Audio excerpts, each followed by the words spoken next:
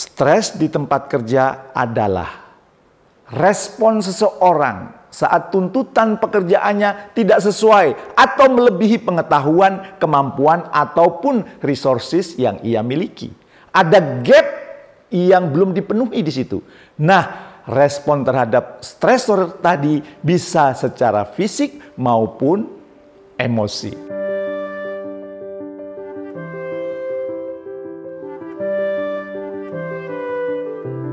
Assalamualaikum warahmatullahi wabarakatuh. Bertemu kembali dengan saya, Jamil Azzaini, di acara Leadership Inspiration. Semoga ide-ide gagasan yang selama ini kami persembahkan untuk Anda menginspirasi Anda. Salah satu tema yang sering dibahas saat saya bertemu dengan para pemimpin perusahaan sepanjang tahun 2022 adalah tema stres. Apakah hal ini cukup sering juga Anda dengar? Menurut survei dari PPM Management yang melakukan survei, ternyata dia menyebutkan bahwa 83% pekerja di Indonesia dengan rentang usia 25 sampai 35 tahun itu mengalami stres. Sedangkan jika kita lihat lebih luas, 43% pekerja dunia dilaporkan mengalami stres setiap harinya. Wow! Hampir setengah orang yang kerja ternyata stres. Tapi apakah Anda tahu kondisi stres yang sebenarnya itu seperti apa? Stres di tempat kerja adalah respon seseorang saat tuntutan pekerjaannya tidak sesuai atau melebihi pengetahuan, kemampuan, ataupun resources yang ia miliki. Ada gap yang belum dipenuhi di situ. Nah, respon terhadap stresor tadi bisa secara fisik maupun emosi. Ya, saya sendiri juga pernah stres ya. Kapan? Saat diminta oleh Kementerian BUMN untuk memberikan pembekalan leadership kepada seluruh direksi BUMN di Bali. Wah, banyak waktu jumlahnya ratusan ya. Ketika itu saya berpikir, bukankah mereka orang-orang terpilih, orang-orang hebat? Saya belum pernah menjadi pemimpin perusahaan sebesar mereka. Saya stres berat ketika itu. Dan alhamdulillah bisa saya taklukkan dan acara pun berjalan lancar. Bahkan di akhir acara para peserta yang para direksi itu berdiri memberikan standing applause untuk saya. Nah, stres yang kita alami di tempat kerja seringkali dirasakan bukan hanya diri kita sendiri. Orang-orang yang terkasih di rumah pun terkadang ikut merasakan. Energinya, lelahnya, kecewanya seringkali sampai ke rumah, menular kepada anggota keluarga. Apalagi jika Anda WFH, di mana lingkungan fisik tempat kerja Anda jadi satu dengan rumah, dengan keluarga. Maka Dr. Whitney Lesson, seorang direktur klinik kesehatan mental di New York menyatakan sangat sulit memisahkan stres di kantor untuk tidak dibawa ke rumah. Oleh karena itu wajar saja jika saat ini trennya sudah terlihat. Perusahaan makin memperhatikan pentingnya kesehatan fisik maupun kesehatan mental karyawannya.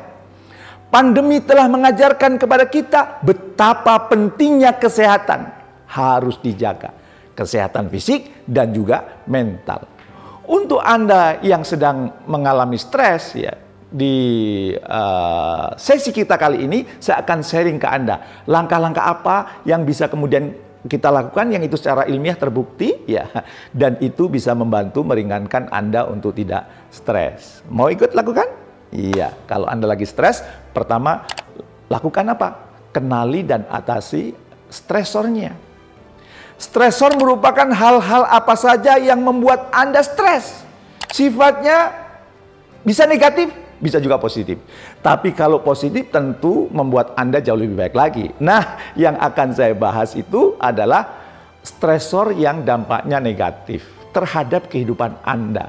Saat Anda sudah mampu mengenalinya, maka Anda dapat mencoba beberapa solusi untuk menyelesaikannya. Intinya, diobati penyebabnya. Apabila Anda membutuhkan support dari pihak lain, seperti leader atau psikolog, jangan ragu segera mencari pertolongan. Nggak usah malu kita mengungkapkan bahwa kita memang sedang mengalami stres. Yang kedua, stresor itu bentuknya banyak. Ya, maaf ya, belum kedua ya. Stresor itu bentuknya beraneka ragam. Ada karena masalah finansial, lingkungan, tuntutan keluarga, ya, kemudian tuntutan sosial, perubahan dalam hidup, kebijakan perusahaan, dan lain sebagainya. Segera kenali stresornya, dan setelah itu tuntaskan segera. Sebab bila tidak dituntaskan akan menimbulkan stres yang jauh lebih besar. Nah, sekarang baru masuk yang kedua. Bangun batasan. Batasan yang saya maksud ini bukan waktu ya, di mana Anda tidak mau diganggu urusan pekerjaan saat di rumah. Bukan tentang itu.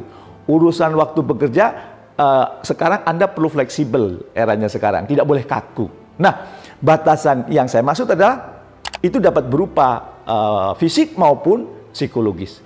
Secara fisik maksudnya, jika Anda WFH misalnya, Anda harus punya satu sudut yang memang Anda dedikasikan untuk bekerja. Disitulah Anda diperbolehkan untuk merasa stres terkait dengan pekerjaan Anda. Tapi saat Anda kembali dengan keluarga, ya, meninggalkan sudut itu, tinggalkan stres itu di sudut itu. Sehingga Anda tidak membawa stres yang negatif, energi yang negatif untuk keluarga Anda. Ini bisa lebih mudah kalau Anda mengalami WFO ya, karena jauh dari rumah. Nah, Pak, bagaimana agar urusan kantor bisa ditinggalkan di kantor, tidak dibawa ke rumah? Tentu batasan fisik ini ya sejalan dengan batasan secara psikologis, ya, di mana pikiran Anda tentang pekerjaan Anda matikan atau pause terlebih dahulu. Lakukan aktivitas yang bisa menonaktifkan pikiran Anda dari pekerjaan dengan membaca, menonton, ya, berzikir, bertemu sahabat, berolahraga sebelum Anda kembali ke rumah. Bahkan untuk membangun batasan ini, saya sekali-kali puasa dari handphone. Ibarat mesin tidak boleh selalu tidak boleh terlalu panas. Kalau panas bisa rusak, perlu didinginkan. Kita pun perlu didinginkan. Pause sejenak, lupakan dulu pekerjaan.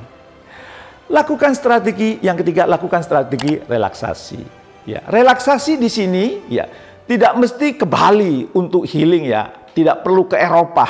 Anda bisa melakukan sendiri, melakukan di rumah, melakukan di kantor. Ya, misalnya dengan Anda misalnya sholat duha.